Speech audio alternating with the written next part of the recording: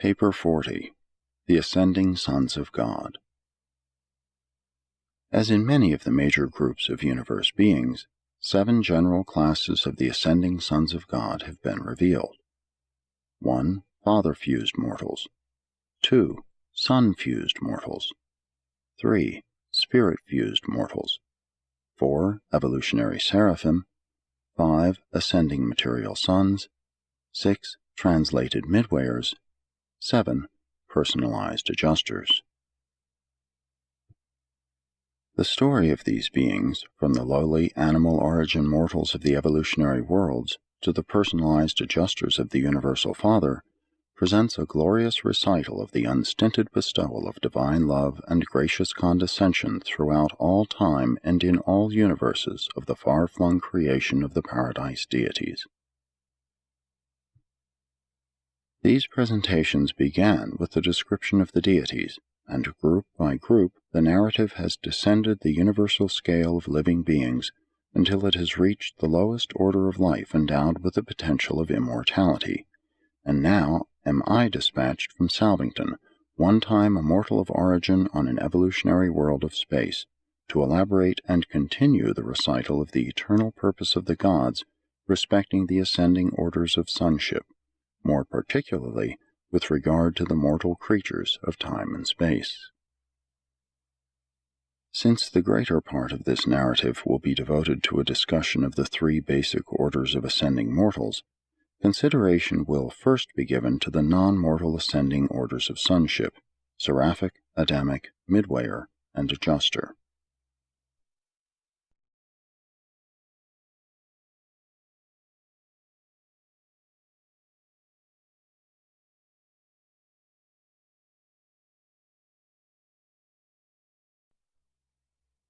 (1) Evolutionary seraphim. Mortal creatures of animal origin are not the only beings privileged to enjoy sonship. The angelic hosts also share the supernal opportunity to attain paradise. Guardian seraphim, through experience and service with the ascending mortals of time, also achieve the status of ascendant sonship. Such angels attain paradise through Seraphington, and many are even mustered into the core of mortal finality. To climb to the supernal heights of finaliter sonship with God is a masterly achievement for an angel, an accomplishment far transcending your attainment of eternal survival through the plan of the Eternal Son and the ever-present help of the indwelling adjuster, but the guardian seraphim and occasionally others do actually effect such ascensions.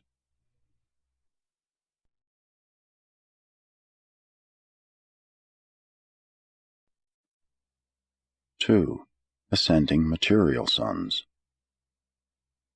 The material sons of God are created in the local universe along with the Melchizedeks and their associates, who are all classified as descending sons, and indeed the planetary atoms, the material sons and daughters of the evolutionary worlds, are descending sons, coming down to the inhabited worlds from their spheres of origin, the capitals of the local systems. When such an Adam and Eve are wholly successful in their joint planetary mission as biologic uplifters, they share the destiny of the inhabitants of their world. When such a world is settled in the advanced stages of light and life, this faithful material son and daughter are permitted to resign all planetary administrative duties, and after being thus liberated from the descending adventure, they are permitted to register themselves as perfected material sons on the records of the local universe. Likewise, when planetary assignment is long delayed, may the material sons of stationary status, the citizens of the local systems, withdraw from the activities of their status spheres and similarly register as perfected material sons. After these formalities, such liberated Adams and Eves are accredited as ascending sons of God and may immediately begin the long journey to Havona and Paradise, starting at the exact point of their then present status and spiritual attainment, and they make this journey in company with the mortal and other ascending sons, continuing until they have found God and have achieved the core of mortal finality in the eternal service of the Paradise deities. 3. Translated Midwayers.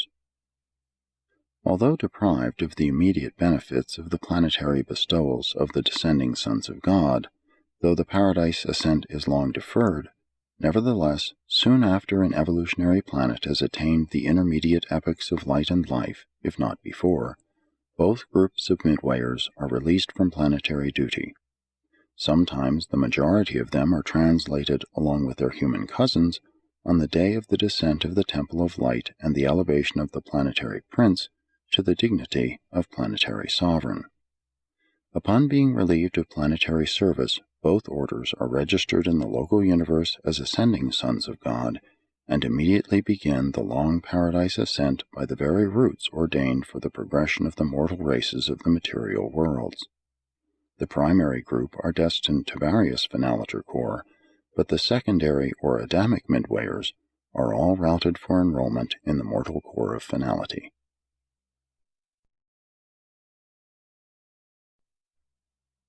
(4) Personalized Adjusters.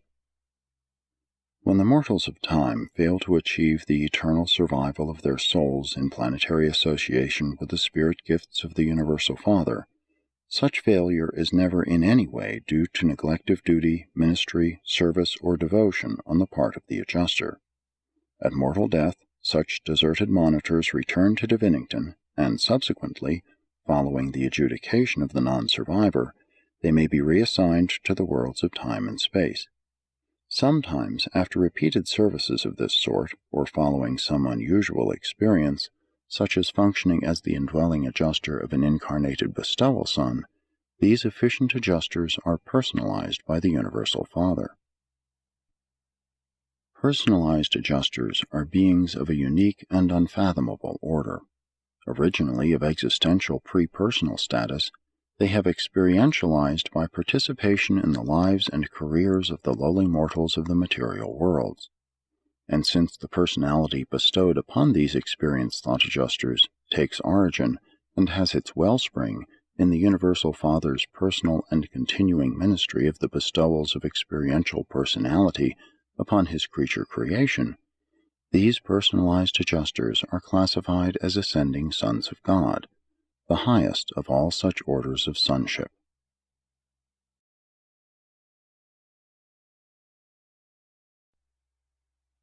(5) Mortals of Time and Space.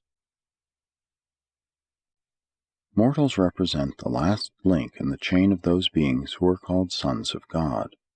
The personal touch of the original and eternal Son passes on down through a series of decreasingly divine and increasingly human personalizations, until there arrives a being much like yourselves, one you can see, hear, and touch, and then you are made spiritually aware of the great truth which your faith may grasp, sonship with the eternal God. Likewise does the original and infinite Spirit, by a long series of decreasingly divine and increasingly human orders, draw nearer and nearer to the struggling creatures of the realms, reaching the limit of expression in the angels, than whom you were created but a little lower, who personally guard and guide you in the life journey of the mortal career of time. God the Father does not, cannot, thus downstep himself to make such near personal contact with the almost limitless number of ascending creatures throughout the universe of universes. But the Father is not deprived of personal contact with his lowly creatures. You are not without the divine presence. Although God the Father cannot be with you by direct personality manifestation, he is in you and of you in the identity of the indwelling thought adjusters, the divine monitors. Thus does the Father, who is the farthest from you in personality and in spirit, draw the nearest to you in the personality circuit and in the spirit touch of inner communion with the very souls of his mortal sons and daughters. Spirit identification constitutes the secret of personal survival and determines the destiny of spirit ascension. And since the thought adjusters are the only spirits of fusion potential to be identified with man during the life in the flesh, the mortals of time and space are primarily classified in accordance with their relation to these divine gifts, the indwelling mystery monitors. This classification is as follows. 1. Mortals of the transient or experiential adjuster sojourn. 2. Mortals of the non-adjuster fusion types. 3. Mortals of adjuster fusion potential. Series 1. Mortals of the transient or experiential adjuster sojourn. This series designation is temporary for any evolving planet, being used during the early stages of all inhabited worlds except those of the second series. Mortals of Series 1 inhabit the worlds of space during the earlier epochs of the evolution of mankind and embrace the most primitive types of human minds. On many worlds, like pre-Adamic Urantia, great numbers of the higher and more advanced types of primitive men acquire survival capacity but fail to attain adjuster fusion. For ages upon ages, before man's ascent to the level of higher spiritual volition, the adjusters occupy the minds of these struggling creatures during their short lives in the flesh, and the moment such will creatures are indwelt by adjusters, the group guardian angels begin to function. While these mortals of the first series do not have personal guardians, they do have group custodians. An experiential adjuster remains with a primitive human being throughout his entire lifetime in the flesh. The adjusters contribute much to the advancement of primitive men, but are unable to form eternal unions with such mortals. This transient ministry of the adjusters accomplishes two things. First, they gain valuable and actual experience in the nature and working of the evolutionary intellect, an experience which will be invaluable in connection with later contacts on other worlds with beings of higher development. Second, the transient sojourn of the adjusters contributes much towards preparing their mortal subjects for possible subsequent spirit fusion. All God-seeking souls of this type achieve eternal life through the spiritual embrace of the Mother Spirit of the local universe, thus becoming ascending mortals of the local universe regime. Many persons from pre-Adamic Urantia were thus advanced to the mansion worlds of Satania.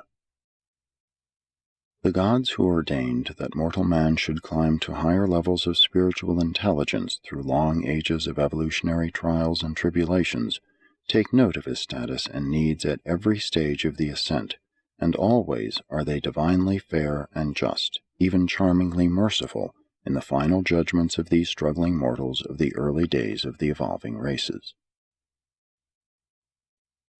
Series 2.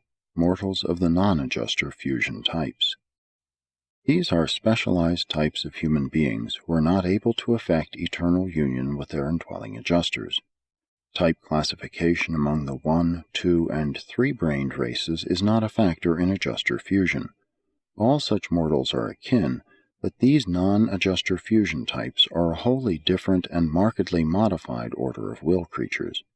Many of the non-breathers belong to this series, and there are numerous other groups who do not ordinarily fuse with adjusters. Like Series Number 1, each member of this group enjoys the ministry of a single adjuster during lifetime in the flesh. During temporal life, these adjusters do everything for their subjects of temporary indwelling that is done on other worlds where the mortals are of fusion potential. The mortals of this second series are often indwelt by virgin adjusters, but the higher human types are often in liaison with masterful and experienced monitors. In the ascendant plan for upstepping the animal origin creatures, these beings enjoy the same devoted service of the sons of God as is extended to the Urantia type of mortals. Seraphic cooperation with adjusters on the non-fusion planets is just as fully provided as on the worlds of fusion potential. The guardians of destiny minister on such spheres just as on Urantia, and similarly function at the time of mortal survival, at which time the surviving soul becomes spirit-fused.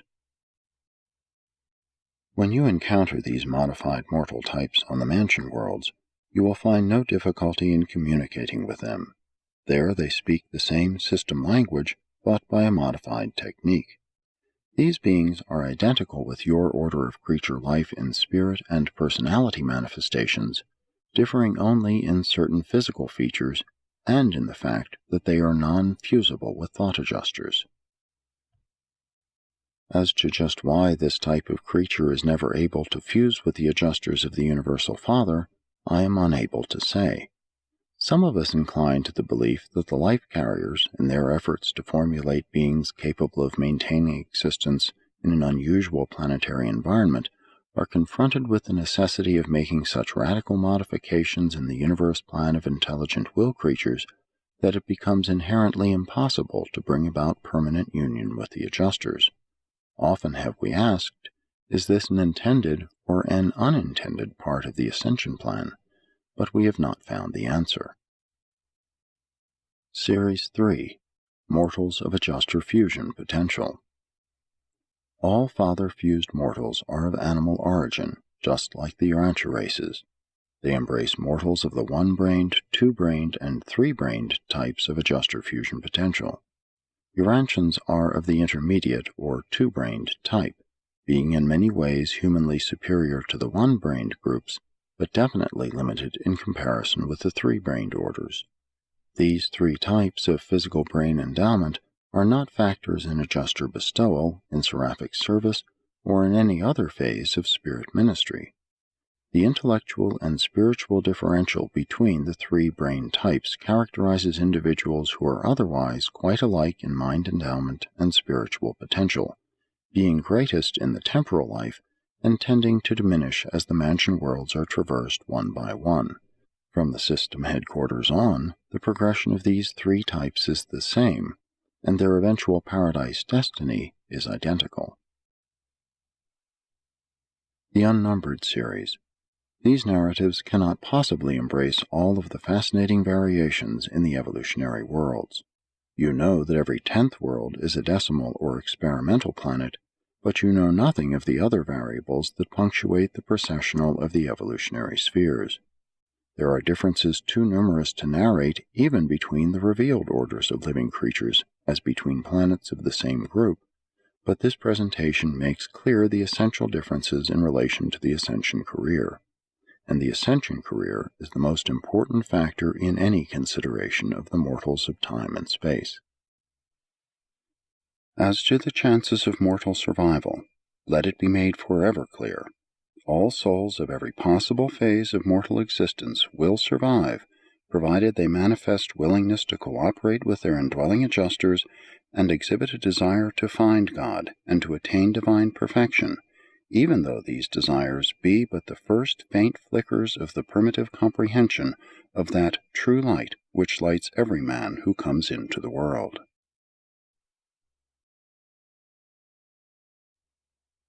6. The Faith Sons of God.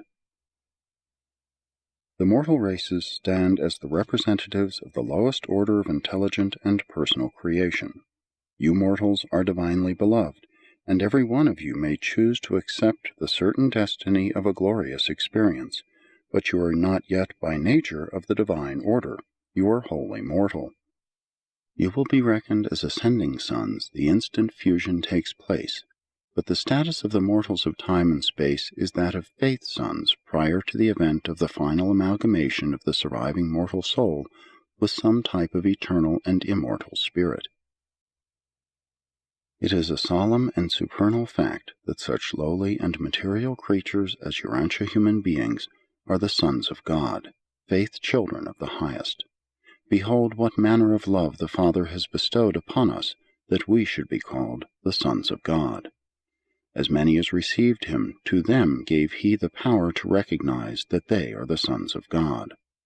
While it does not yet appear what you shall be, even now you are the faith sons of God. For you have not received the spirit of bondage again to fear, but you have received the spirit of sonship, whereby you cry, Our Father. Spoke the prophet of old in the name of the eternal God. Even to them will I give in my house a place and a name better than sons. I will give them an everlasting name, one that shall not be cut off. And because you are sons, God has sent forth the Spirit of His Son into your hearts. All evolutionary worlds of mortal habitation harbor these faith sons of God, sons of grace and mercy, mortal beings belonging to the divine family and accordingly called the sons of God. Urantia mortals are entitled to regard themselves as being the sons of God because 1. You are sons of spiritual promise, faith sons. You have accepted the status of sonship. You believe in the reality of your sonship, and thus does your sonship with God become eternally real. 2. A creator son of God became one of you. He is your elder brother in fact, and if in spirit you become truly related brothers of Christ, the victorious Michael, then in spirit must you also be sons of that Father which you have in common, even the universal Father of all. 3. You are sons because the spirit of a son has been poured out upon you, has been freely and certainly bestowed upon all Urantia races. This spirit ever draws you toward the divine Son, who is its source, and toward the Paradise Father, who is the source of that divine Son. 4. Of his divine free willness, the Universal Father has given you your creature personalities. You have been endowed with a measure of that divine spontaneity of free will action which God shares with all who may become his sons. 5. There dwells within you a fragment of the Universal Father, and you are thus directly related to the Divine Father of all the sons of God.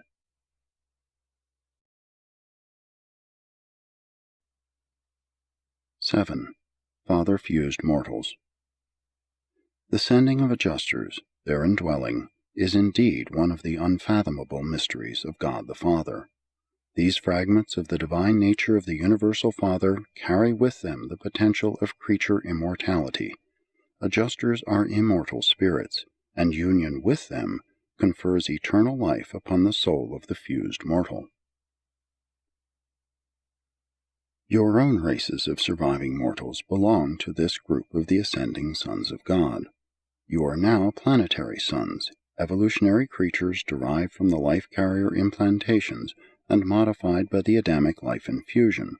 Hardly yet ascending sons, but you are indeed sons of ascension potential, even to the highest heights of glory and divinity attainment, and this spiritual status of ascending sonship you may attain by faith and by free will cooperation with the spiritualizing activities of the indwelling adjuster. When you and your adjusters are finally and forever fused, when you two are made one, even as in Christ Michael the Son of God and the Son of Man are one, then in fact have you become the ascending sons of God. The details of the adjuster career of indwelling ministry on a probationary and evolutionary planet are not a part of my assignment. The elaboration of this great truth embraces your whole career. I include the mention of certain adjuster functions in order to make a replete statement regarding adjuster-fused mortals. These indwelling fragments of God are with your order of being from the early days of physical existence through all of the ascending career in Nebadon and Warvanton, and on through Havona to Paradise itself. Thereafter, in the eternal adventure, this same adjuster is one with you and of you. These are the mortals who have been commanded by the Universal Father, "Be you perfect, even as I am perfect." The Father has bestowed himself upon you, placed his own spirit within you, therefore does he demand ultimate perfection of you.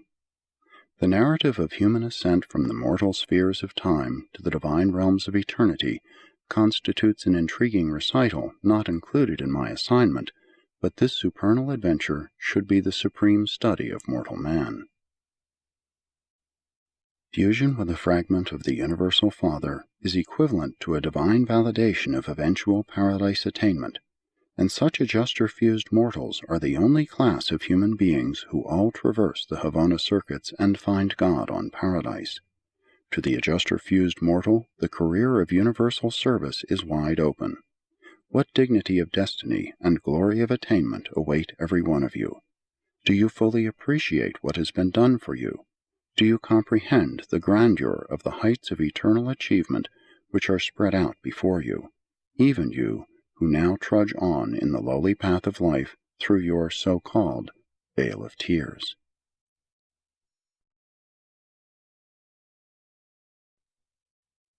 8. Sun-fused mortals. While practically all surviving mortals are fused with their adjusters on one of the mansion worlds, or immediately upon their arrival on the higher Morontia spheres, there are certain cases of delayed fusion, some not experiencing this final surety of survival until they reach the last educational worlds of the universe headquarters, and a few of these mortal candidates for never-ending life utterly fail to attain identity fusion with their faithful adjusters. Such mortals have been deemed worthy of survival by the adjudicational authorities, and even their adjusters, by returning from Divinington, have concurred in their ascension to the mansion worlds. Such beings have ascended through a system, a constellation, and through the educational worlds of the Salvington Circuit. They have enjoyed the 70 times 7 opportunities for fusion, and still have been unable to attain oneness with their adjusters. When it becomes apparent that some synchronizing difficulty is inhibiting father fusion, the survival referees of the Creator Sun are convened, and when this court of inquiry, sanctioned by a personal representative of the Ancients of Days, finally determines that the ascending mortal is not guilty of any discoverable cause for failure to attain fusion, they so certify on the records of the local universe and duly transmit this finding to the Ancients of Days. Thereupon does the indwelling adjuster return forthwith to Divinington for confirmation by the personalized monitors, and upon this leave-taking, the Morontia mortal is immediately fused with an individualized gift of the spirit of the Creator Sun.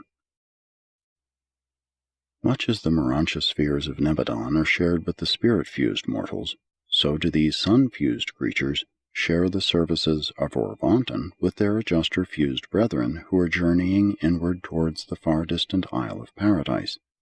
They are truly your brethren, and you will greatly enjoy their association as you pass through the training worlds of the super-universe. Sun-fused mortals are not a numerous group, there being less than 1 million of them in the super-universe of Orvonton.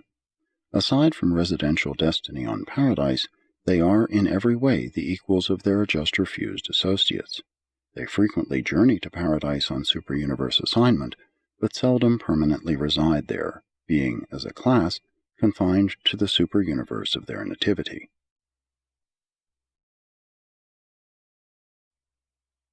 9.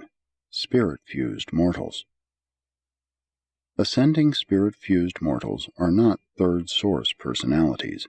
They are included in the Father's personality circuit, but they have fused with individualizations of the pre-mind spirit of the third source and center. Such spirit fusion never occurs during the span of natural life. It takes place only at the time of mortal reawakening in the Morontia existence on the mansion worlds. In the fusion experience, there is no overlapping. The will creature is either spirit-fused, sun-fused, or father-fused. Those who are adjuster or father-fused are never spirit or sun-fused. The fact that these types of mortal creatures are not adjuster fusion candidates does not prevent the adjusters from indwelling them during the life in the flesh. Adjusters do work in the minds of such beings during the span of material life, but never become everlastingly one with their pupil souls. During this temporary sojourn, the adjusters effectively build up the same spirit counterpart of mortal nature, the soul, that they do in the candidates for adjuster fusion. Up to the time of mortal death, the work of the adjusters is wholly akin to their function in your own races, but upon mortal dissolution, the adjusters take eternal leave of these spirit fusion candidates and, proceeding directly to Divinington, the headquarters of all divine monitors, there await the new assignments of their order. When such sleeping survivors are repersonalized on the mansion worlds, the place of the departed adjuster is filled by an individualization of the spirit of the divine minister, the representative of the infinite spirit in the local universe concerned. This spirit infusion constitutes these surviving creatures spirit-fused mortals. Such beings are in every way your equals in mind and spirit, and they are indeed your contemporaries, sharing the mansion and Morontia spheres in common with your order of fusion candidates and with those who are to be sun-fused. There is, however, one particular in which spirit-fused mortals differ from their ascendant brethren. Mortal memory of human experience on the material worlds of origin survives death in the flesh because the indwelling adjuster has acquired a spirit counterpart or transcript of those events of human life which were of spiritual significance. But with spirit-fused mortals, there exists no such mechanism whereby human memory may persist. The adjuster transcripts of memory are full and intact, but these acquisitions are experiential possessions of the departed adjusters, and are not available to the creatures of their former indwelling, who therefore awaken in the resurrection halls of the Morontia spheres of Nebadon as if they were newly created beings, creatures without consciousness of former existence. Such children of the local universe are enabled to repossess themselves of much of their former human memory experience through having it retold by the associated seraphim and cherubim, and by consulting the records of the mortal career filed by the recording angels. This they can do with undoubted assurance, because the surviving soul of experiential origin in the material and mortal life, while having no memory of mortal events, does have a residual experiential recognition response to these unremembered events of past experience. When a spirit-fused mortal is told about the events of the unremembered past experience, there is an immediate response of experiential recognition within the soul identity of such a survivor, which instantly invests the narrated event with the emotional tinge of reality and with the intellectual quality of fact. And this dual response constitutes the reconstruction, recognition, and validation of an unremembered facet of mortal experience. Even with adjuster fusion candidates, only those human experiences which were of spiritual value are common possessions of the surviving mortal and the returning adjuster, and hence are immediately remembered subsequent to mortal survival. Concerning those happenings which were not of spiritual significance, even these adjuster fusers must depend upon the attribute of recognition response in the surviving soul. And since any one event may have a spiritual connotation to one mortal but not to another, it becomes possible for a group of contemporary ascenders from the same planet to pool their store of adjuster-remembered events, and thus to reconstruct any experience which they had in common, and which was of spiritual value in the life of any one of them. While we understand such techniques of memory reconstruction fairly well, we do not grasp the technique of personality recognition. Personalities of one-time association mutually respond quite independently of the operation of memory, albeit memory itself and the techniques of its reconstruction are necessary to invest such mutual personality response with the fullness of recognition. A spirit-fused survivor is also able to learn much about the life he lived in the flesh by revisiting his nativity world subsequent to the planetary dispensation in which he lived. Such children of spirit fusion are enabled to enjoy these opportunities for investigating their human careers, since they are in general confined to the service of the local universe. They do not share your high and exalted destiny in the paradise core of the finality. Only adjuster-fused mortals or other especially embraced ascendant beings are mustered into the ranks of those who await the eternal deity adventure. Spirit-fused mortals are the permanent citizens of the local universes. They may aspire to paradise destiny, but they cannot be sure of it. In Nebadon, their universe home is the 8th group of worlds encircling Salvington, a destiny heaven of nature and location, much like the one envisioned by the planetary traditions of Urantia.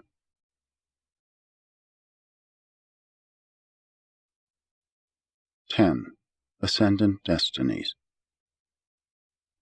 Spirit-fused mortals are, generally speaking, confined to a local universe. Sun-fused survivors are restricted to a super-universe. Adjuster-fused mortals are destined to penetrate the universe of universes. The spirits of mortal fusion always ascend to the level of origin. Such spirit entities unfailingly return to the sphere of primal source. Spirit-fused mortals are of the local universe. They do not, ordinarily, ascend beyond the confines of their native realm, beyond the boundaries of the space range of the spirit that pervades them. Sun-fused ascenders likewise rise to the source of spirit endowment, for much as the truth spirit of a Creator Sun focalizes in the associated divine minister, so is his fusion spirit implemented in the reflective spirits of the higher universes. Such spirit relationship between the local and the super-universe levels of God the Sevenfold may be difficult of explanation, but not of discernment, being unmistakably revealed in those children of the reflective spirits, the seraphic voices of the Creator Sons. The thought adjuster, hailing from the Father on Paradise, never stops until the mortal son stands face to face with the eternal God. The mysterious variable in associative technique whereby a mortal being does not or cannot become eternally fused with the indwelling thought adjuster may seem to disclose a flaw in the ascension scheme. Sun and spirit fusion do superficially resemble compensations of unexplained failures in some detail of the Paradise attainment plan, but all such conclusions stand in error. We are taught that all these happenings unfold in obedience to the established laws of the supreme universe rulers. We have analyzed this problem and have reached the undoubted conclusion that the consignment of all mortals to an ultimate Paradise destiny would be unfair to the time-space universes, inasmuch as the courts of the Creator Sons and of the Ancients of Days would then be wholly dependent on the services of those who were in transit to higher realms, and it does seem to be no more than fitting that the local and the super-universe governments should each be provided with a permanent group of ascendant citizenship, that the functions of these administrations should be enriched by the efforts of certain groups of glorified mortals who are of permanent status, evolutionary complements of the Abundantes and of the Susatia. Now it is quite obvious that the present ascension scheme effectively provides the time-space administrations with just such groups of ascendant creatures, and we have many times wondered, does all this represent an intended part of the all-wise plans of the architects of the Master Universe, designed to provide the Creator Sons and the Ancients of Days with a permanent ascendant population, with evolved orders of citizenship that will become increasingly competent to carry forward the affairs of these realms in the universe ages to come?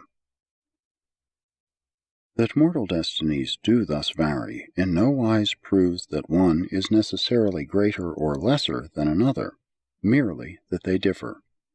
Adjuster-fused ascenders do indeed have a grand and glorious career as finalators spread out before them in the eternal future, but this does not mean that they are preferred above their ascendant brethren. There is no favoritism, nothing arbitrary in the selective operation of the divine plan of mortal survival. While the adjuster-fused finalators obviously enjoy the widest service opportunity of all, the attainment of this goal automatically shuts them off from the chance to participate in the age-long struggle of some one universe or super-universe, from the earlier and less settled epochs to the later and established eras of relative perfection attainment. Finalators acquire a marvelous and far-flung experience of transient service in all 7 segments of the grand universe, but they do not ordinarily acquire that intimate knowledge of any one universe which even now characterizes the spirit-fused veterans of the Nebadon Corps of Completion. These individuals enjoy an opportunity to witness the ascending processional of the planetary ages as they unfold one by one on 10 million inhabited worlds.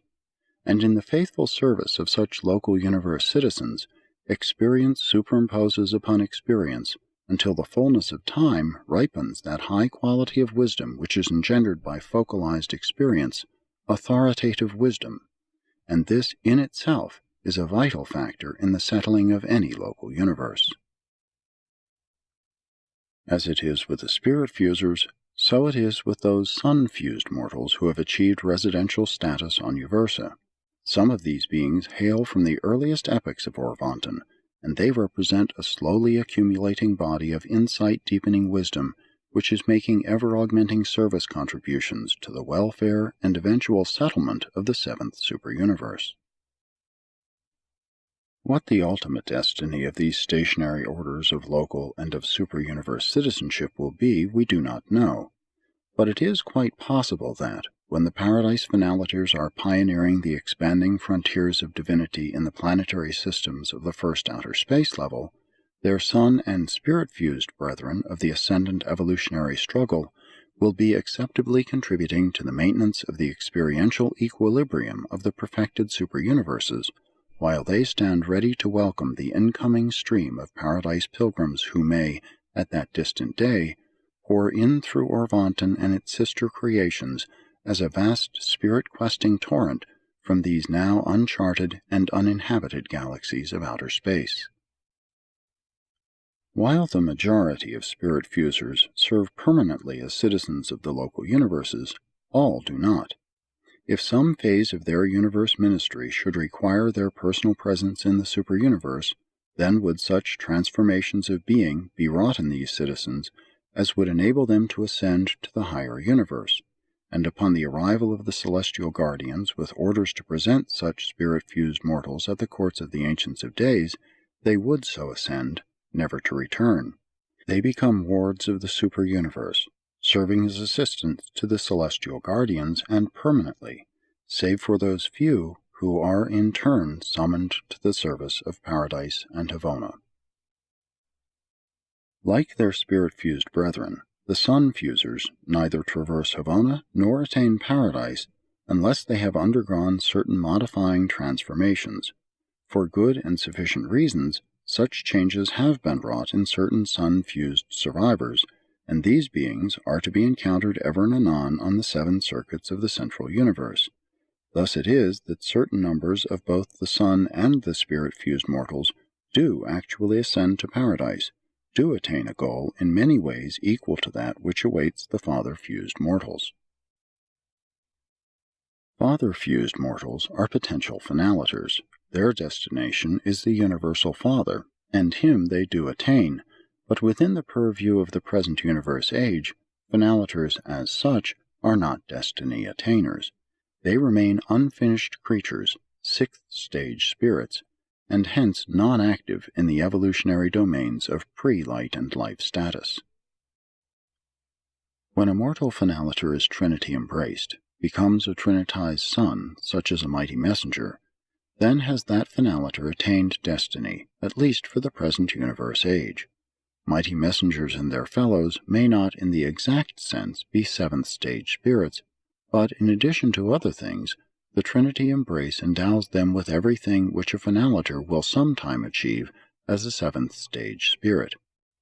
After spirit-fused or sun-fused mortals are trinitized, they pass through the paradise experience with the adjuster-fused ascenders, with whom they are then identical in all matters pertaining to super-universe administration.